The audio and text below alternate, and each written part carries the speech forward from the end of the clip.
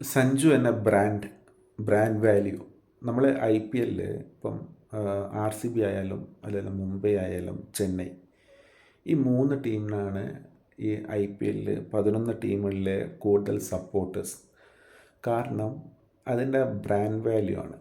Like Virat Kohli, പിന്നെ MS Dhoni, Rohit Sharma, ഈ 3 പേരെ ബ്രാൻഡിങ് ആണ് ഫ്രാഞ്ചൈസി യൂട്ടിലൈസ് ചെയ്യുന്നത്.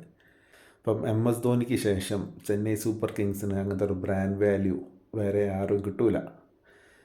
അപ്പം പിന്നെ ഏറ്റവും കൂടുതൽ പോപ്പുലാരിറ്റി, കൂടുതൽ ഫാൻസ് ഉള്ളത് നമ്മളെ ചേട്ടനാണ്, സഞ്ജു സാംസങ്ങിന്.